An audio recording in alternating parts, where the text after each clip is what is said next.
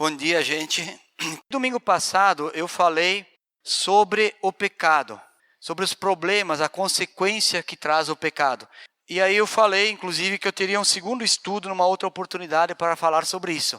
Mas não vai ser desta vez. Hoje eu quero falar especificamente sobre a ceia do Senhor. Embora eu diga a vocês que é impossível falar da ceia ou quase qualquer assunto sem mencionar o pecado. É quase impossível, porque alguma parte, alguma área vai tratar do pecado. Como falou o Eduardo há 15 dias atrás, a Bíblia ela é repetitiva, né?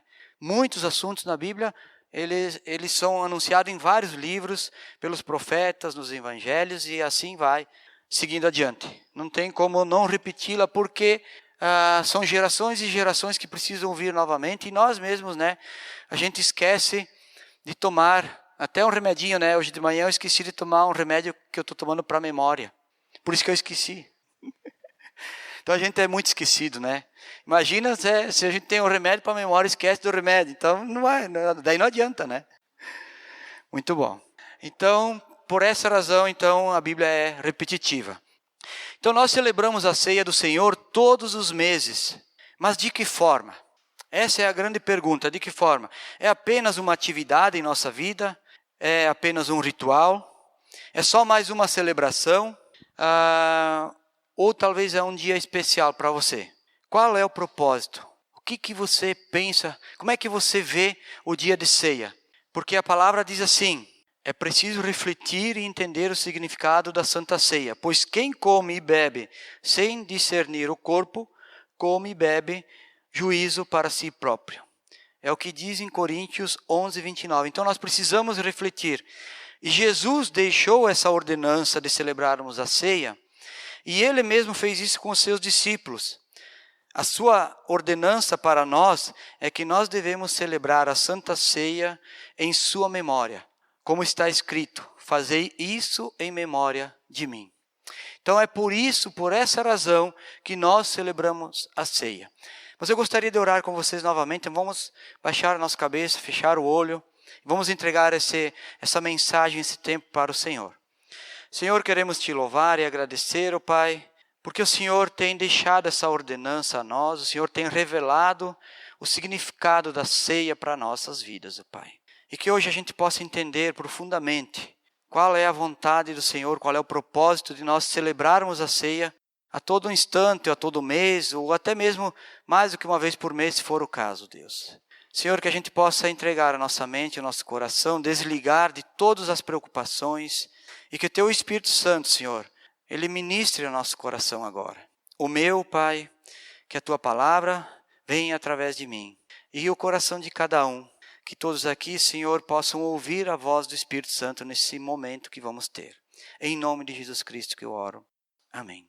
Então, quais as partes nós podemos destacar da ceia, né? Como podemos realizar este memorial, né?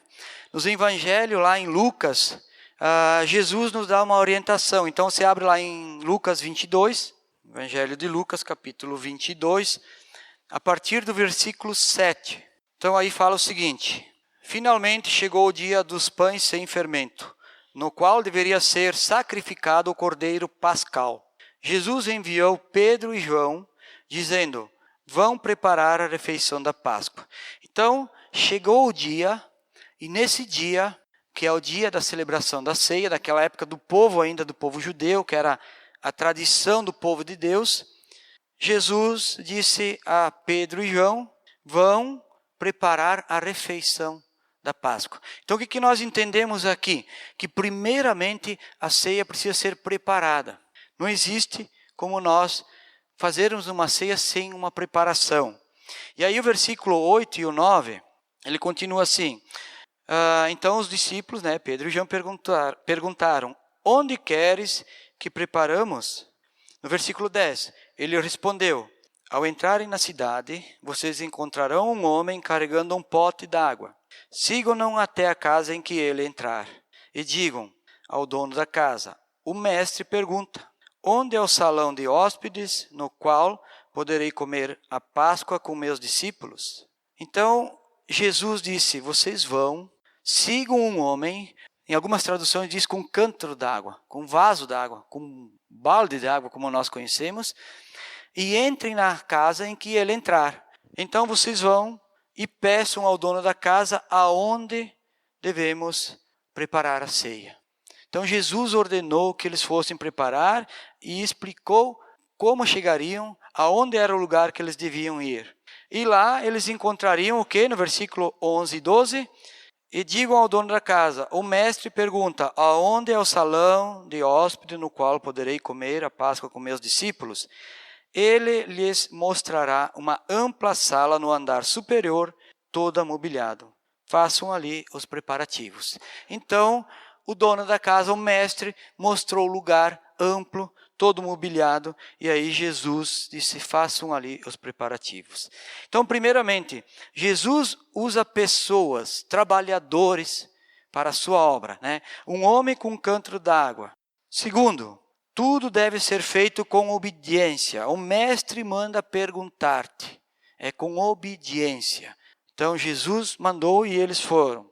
E terceiro, Deus merece o melhor. Um espaço no andar superior, uma sala ampla, toda mobiliada. Então eu creio que nós podemos trazer isso para nós aqui também. Como nós preparamos a ceia? Nós temos um local, nós temos esse lugar. Como é que é preparado? As pessoas vêm até aqui, no dia que foi combinado, no dia que foi marcado, aí existe um louvor, uma ministração, existe pessoas oficiais, né? Como os diáconos que preparam os elementos da ceia, como estão aqui. Então há uma preparação de ordenança do próprio Senhor. E no versículo 9, os discípulos perguntam, onde queres que preparamos? Então os discípulos perguntam aonde. Por quê? Naquele momento eles não tinham um lugar amplo, uma sala ampla, um lugar adequado. Então eles precisavam de um lugar. Sempre que a gente vai preparar uma ceia, uma festa, alguma coisa, a gente precisa de um local, de pessoas e alguns alimentos. É assim que funciona. Todas as famílias têm o costume de preparar uma ceia no Natal, uma ceia de virada de ano, uma ceia por algum motivo, por alguma razão. Mas são ceias normais, ceias simplesmente de compartilhar o alimento. Não é a Santa Ceia como a Bíblia fala. Isso faz toda a diferença. Por isso, há um outro ponto que nós precisamos destacar. Por que é Santa Ceia? Porque é uma ceia em santidade. Então, primeiramente, nós lembramos o sacrifício perfeito de Jesus na cruz. O sangue derramado pelos meus pecados. Por isso é santo. Quando o santo paga todos os pecados daqueles que não são santos, que somos nós. O próprio Cordeiro, Jesus Cristo, santo, sem nenhum pecado, morrendo na cruz por nós, para pagar o nosso pecado. Por isso a ceia do Senhor é considerada santa. E é um momento de adoração. Por que é um momento de adoração? Porque nós estamos falando de alguém santo, de um Deus de amor e de um Deus justo. E isso faz toda a diferença. Um ser perfeito, um cordeiro sem mancha, sem mácula, como diz a Bíblia. Então é sim um grande momento de santidade. E nós não podemos participar da Santa Ceia sem nos preparar. E aí vem a questão da nossa santidade. Por isso que diz lá em 1 Coríntios 11, 27, por isso todo aquele que comer do pão ou beber do cálice do Senhor indignamente, será réu do corpo e do sangue do Senhor. Indignamente quer dizer que eu não estou preparado, eu não confessei os meus pecados, eu não estou pronto, eu estou em pecado. É disso que fala. Então como nós devemos preparar para esse dia? Talvez uma semana antes, começar a orar, confessar os pecados. Talvez alguns dias antes, no sábado, como a gente ministra a ceia aqui no domingo. Então, temos tempo antes disso para nos preparar. É indispensável você refletirmos sobre a nossa própria vida. Nós vamos preparar a ceia no nosso coração. Não é simplesmente vir aqui no dia da ceia. Não, eu vou ter que estar preparado no meu próprio coração. Em 1 João, abre lá, depois deixa marcadinho aqui, depois nós vamos voltar para Lucas. 1 João, capítulo 1, versículo 9. 1:9. Diz o seguinte: se confessarmos nossos pecados, Ele é fiel e justo para perdoar os nossos pecados e nos purificar de toda a injustiça. O que nós falamos a recém? Que Jesus é santo, Ele é justo, Ele é fiel, Ele é o único capaz de perdoar todos os nossos pecados. Não tem outro, Ele é o único. Então, por isso, nós precisamos nos preparar. Lá em 1 Coríntios também, no versículo 11, 28 e 29, não precisam ir lá, diz: cada um examine a si próprio e veja se não há algum pecado, alguma coisa no seu coração. Então, a pergunta que fica para nós é: eu tenho me preparado para a ceia do Senhor? Como tem sido todo mês, mês a mês? Tem sido só mais uma celebração para mim? Ou eu tenho, de fato, compreendido o significado da Santa Ceia e tenho me preparado? E também, como eu falei antes, os oficiais, os oficiais que preparam os elementos, que trazem aqui, que organizam, esses também precisam se preparar, orando pela igreja, tendo um tempo de santidade, e eu creio que todos têm feito isso, O Fábio que tem feito isso, o Ayrton, às vezes, o pessoal do louvor, é um momento de oração, quem vem ministrar a palavra, de se preparar para esse momento. Então, os oficiais não significa que são sempre os mesmos, é a pessoa que foi incumbida de fazer algo nesse dia. Então, a gente precisa estar preparado. Isso é o que nós entendemos quando Jesus diz: vão e preparem a ceia, Um outro ponto que a gente pode destacar é a obediência. Então, os seus discípulos fizeram tudo como Jesus ordenou. Eles entraram na cidade, viram um homem carregando o cântaro da água, E seguiram e bateram a porta, onde entraram e pediram a autorização para celebrarem a ceia lá com o Senhor. E aí esse Senhor não teve nenhuma dúvida, mostrou-lhe um espaço amplo e todo mobiliado, um lugar especial para aquele momento. Então os discípulos encontraram tudo como Jesus havia falado. E o versículo 13 lá em Lucas, voltamos lá em Lucas 22, diz o seguinte: eles saíram e encontraram tudo como Jesus lhes tinha dito, e então prepararam a Páscoa. Ou seja, para nós e para os discípulos, tudo já estava revelado, está escrito. Não precisamos ter dúvidas, está tudo aqui escrito. Para que sejamos bem-sucedidos na nossa vida, na igreja, muitas vezes nós precisamos obedecer a Deus. Sempre que possível, precisamos obedecer ao Senhor. Às vezes as coisas estão dando errado na nossa vida. Estão dando errado na igreja. Estão dando errado na família. Estão dando errado no trabalho, nos negócios. Alguma parte da minha vida Deus quer me ensinar. Ele quer me mostrar que eu não estou sendo totalmente obediente ao Senhor. Eu preciso ser obediente. É a única forma de entender e de aceitar aquilo que a palavra do Senhor fala e que o Espírito Santo revela a mim. Se eu não for obediente a Deus, eu não posso nem lamentar, nem reclamar das coisas que acontecem e que me pegaram de surpresa, desaprevenidos. O que Jesus quer que façamos hoje, como igreja, são praticamente 3 coisas. Primeiramente, amar a Deus. Todos conhecem. Ama o Senhor teu Deus de todo o teu coração, de toda a tua alma, de todas as tuas forças. Segundamente, ama teu irmão como a ti mesmo. Ama o próximo como a ti mesmo. Ama os teus inimigos. Então, segundo, ama o próximo. E terceiro, anuncia o Evangelho. Anuncia o Evangelho. Fale da palavra de Deus, dê bom testemunho. A gente sempre comenta, que às vezes a gente fala mais com atitude do que com palavras. Então as atitudes, elas somam muito para a nossa vida e para a vida dos outros. Então essas são as 3 coisas maiores que nós precisamos fazer como igreja. Igreja não é o prédio, não é o lugar, é as pessoas reunidas, é nós, o ser humano. Isso é a nossa igreja, A igreja de Cristo, melhor dizendo. E Jesus sabe de todas as coisas, então Ele conhece as minhas fraquezas, as minhas dificuldades, mas Ele nos ama. E nós precisamos nos dedicar, trabalhando para a obra de Deus, fazendo tudo com respeito e obediência. Então Jesus nos ama e Ele sempre está cuidando de nós. E nós precisamos ver e fazer o melhor para o reino de Deus. Então essa parte da obediência que cabe a nós. Um quarto ponto é que Jesus sabe todas as coisas.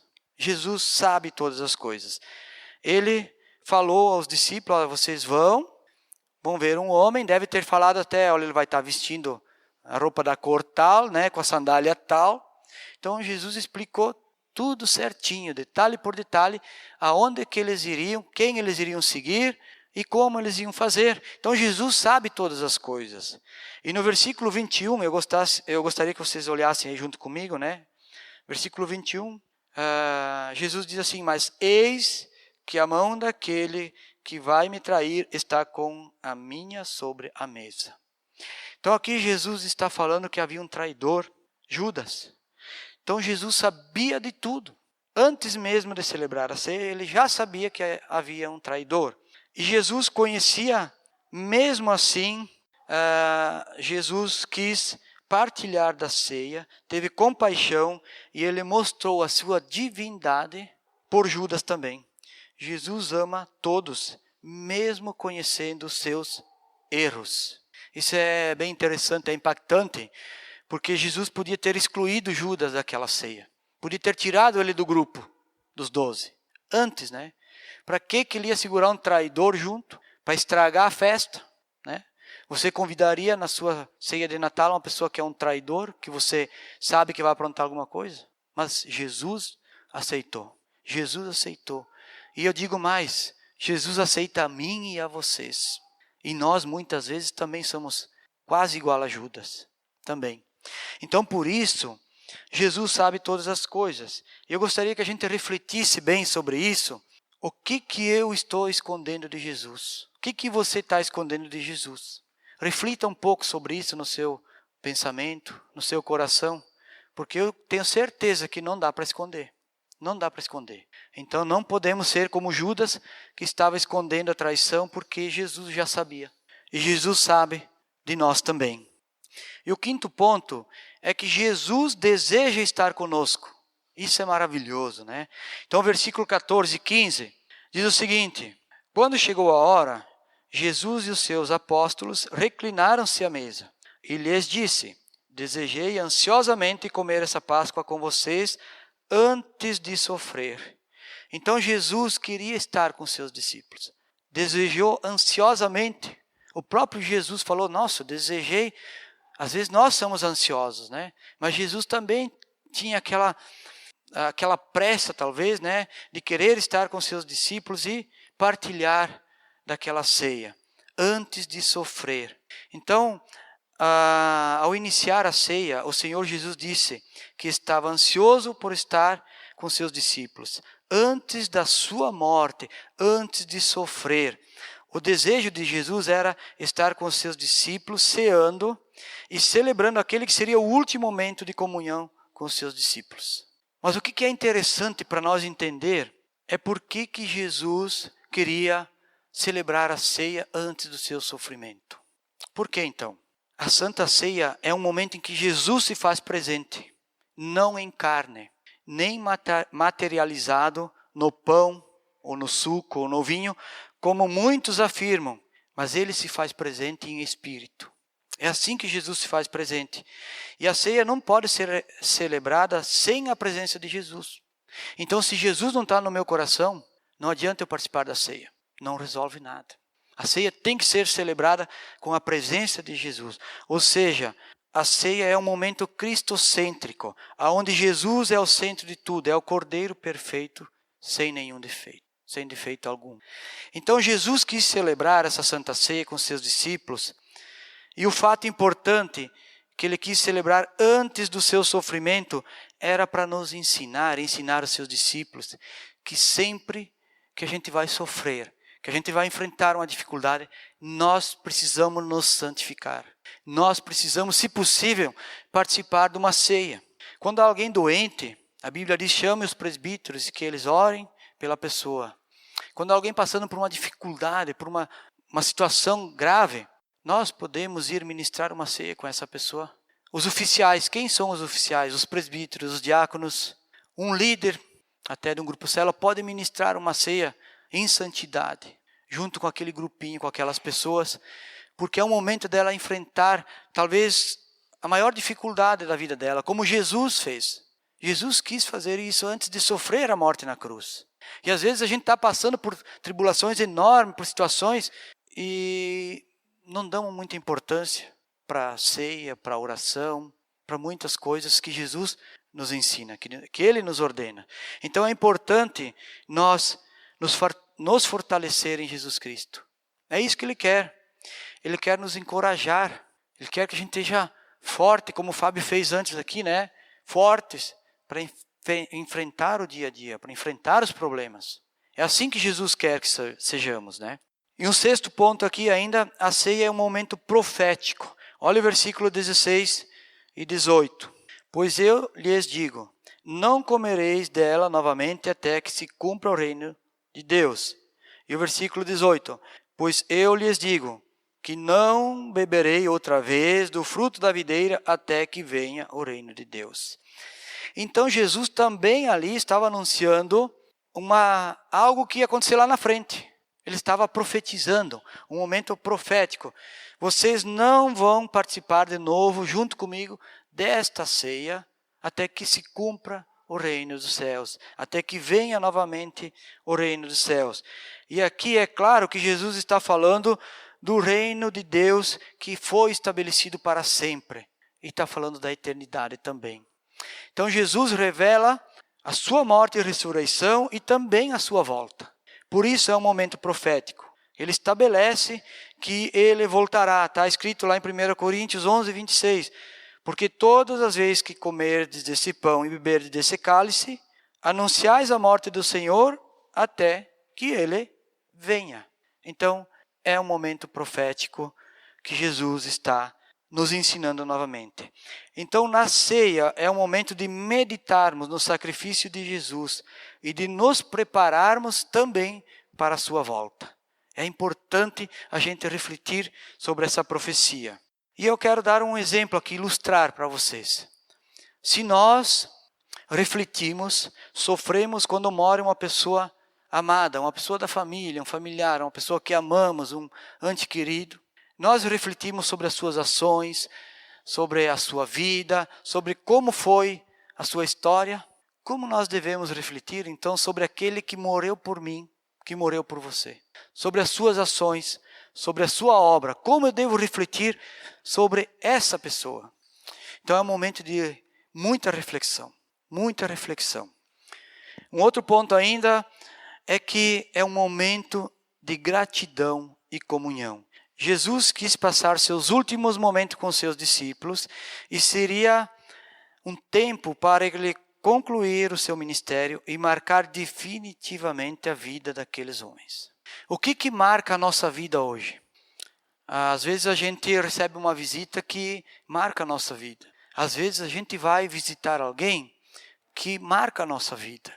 Porque é um momento de comunhão, até de partilhar de alguns alimentos, de gratidão a Deus.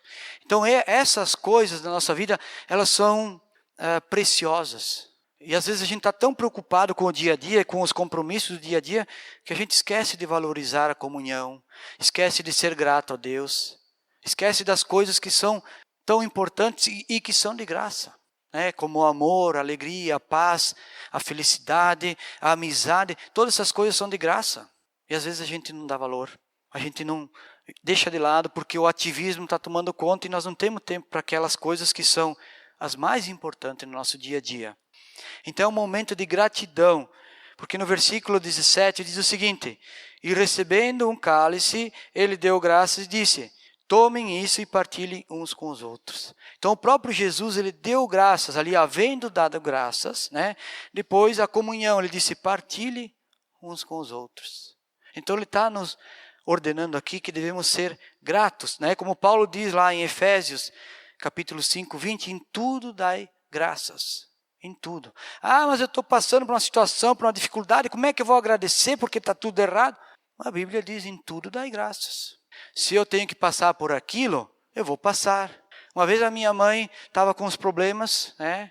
E ela falou isso para mim, mas porque agora não sei o quê, porque o teu pai foi embora, porque agora eu tenho que me virar com as filhas, porque tem. Sim, é difícil, é complicado, Mas como ela conhecia a palavra também, eu disse, depois de algumas vezes ela ter reclamado, disse, olha, minha mamãe querida, não me entenda mal, mas cada um vai passar por aquilo que Deus quer que a pessoa passe. E não vou ser eu que vou livrar a senhora disso. É uma pena, mas não sou eu que vou livrar a senhora disso. São palavras duras, mas foi um remédio para ela. Ela parou com aquela mesquinhice de estar reclamando e começou a tocar a vida. E ela começou uma nova fase da vida e hoje ela é muito grata de viver do jeito que ela vive, viver com Cristo.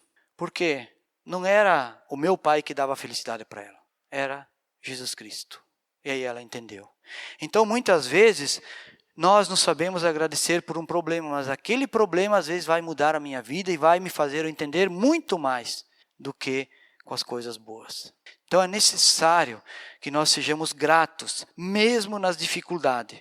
E um outro ponto aqui que Jesus também fala é que é um momento como um memorial de renovar a aliança. É a nova aliança. Deixa eu ler para vocês o 19 e o 20 aqui. Já estamos chegando no fim aí. Da mesma forma, depois da ceia, tomou o cálice, dizendo, esse cálice é a nova aliança no meu sangue, derramado em favor de vocês. Então Jesus aqui está anunciando que aquele momento ali, além de ser um memorial, que eles deviam continuar a fazer, também é uma renovação da aliança. O corpo e o sangue de Jesus Cristo foram vertidos na cruz.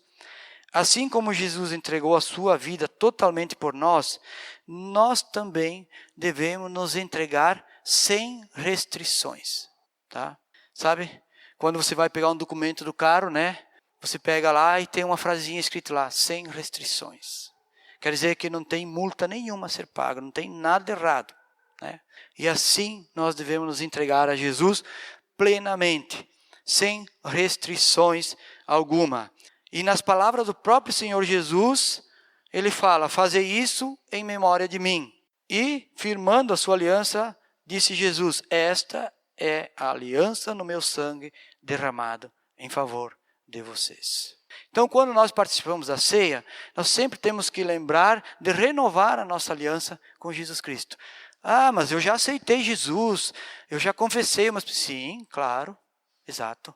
Mas a vida com Jesus aqui na terra é dia a dia, hora a hora, minuto a minuto. E eu preciso renovar constantemente essa aliança. Lembrar que o que Ele fez por mim não foi só para o dia da salvação. Foi para hoje, para todo momento. Tanto que a Bíblia diz que Ele é Senhor da minha vida. E se vocês pesquisarem na Bíblia, fala muito mais a palavra Senhor, mas disparadamente, do que Salvador. Então, Senhor significa que eu obedeço, eu cumpro, eu vou seguir o meu Senhor. Então, quando ceamos, celebramos o que Jesus fez por nós e reafirmamos o compromisso com Deus. A aliança de Jesus conosco é eterna, ela é imutável, ela jamais vai ser mudada. Mas nós precisamos sempre renovar esse compromisso com Jesus a cada dia. Ele é, afinal de contas, o nosso Senhor. E aí eu digo mais, Ele não só é o nosso Senhor, como que não tem outro caminho. Ele é o único caminho, né? Como está escrito lá em João, eu sou o caminho, a verdade e a vida. Ninguém vem ao Pai, senão por mim. Como eu falei no começo, a Bíblia é repetitiva. Mas muitas e muitas vezes, Jesus fala nos evangelhos, eu sou o caminho, a verdade e a vida. As minhas ovelhas me seguem. Eu sou o Senhor, eu sou o bom pastor. Então Jesus afirma várias e várias vezes que Ele é o único que pode salvar. Não tem outra salvação, não tem outro que pode salvar. E quando Ele diz, eu sou o caminho, a verdade e a vida, Ele não está dizendo, eu sou um dos caminhos, Ele diz, eu sou o caminho. O significa que não tem outro. Se eu estou andando por outro caminho, não é o que Jesus quer para mim, para a minha vida. Então é interessante essa nova aliança que Jesus fez por nós. Por isso nós somos salvos. E aí eu faço uma pergunta novamente para nós refletirmos. Você falhou no seu compromisso com Jesus? Ele tem um compromisso comigo, com você, imutável. Mas e nós? Falhamos? A Santa Ceia é uma oportunidade de renovar a sua aliança com Jesus Cristo. Então, para concluir aqui, nós devemos nos preparar para a Santa Ceia. O apóstolo Paulo lamentou na primeira carta aos Coríntios que eles estavam fazendo da ceia uma coisa totalmente absurda. Eles estavam pecando em vez de celebrar a ceia do Senhor. Eles não estavam fazendo isso como igreja, como irmãos. Eles estavam brigando entre eles, bebendo até cair. Quem tinha mais levava uma comida melhor e comia sozinho, e aquele que tinha pouco ou quase nada ficava passando fome, porque eles faziam uma ceia, uma refeição, e era isso que acontecia. Então Paulo lamentou isso, e aí ele escreveu lá: por isso há entre vocês muitos fracos e doentes, e não poucos que dormem. Isso está lá em 1 Coríntios 11, 27. Ou seja, como eles participavam da ceia em pecado, cada vez mais eles estavam fracos e doentes. E quando ele diz não poucos que já dormiram, ele quer dizer que muitos já morreram por causa do pecado. Então esse ponto é importante para nós avaliarmos muito sobre a nossa vida, porque eu posso estar em pecado, eu posso estar doente, eu posso estar fazendo as mesmas coisas que a igreja de Coríntios estava fazendo.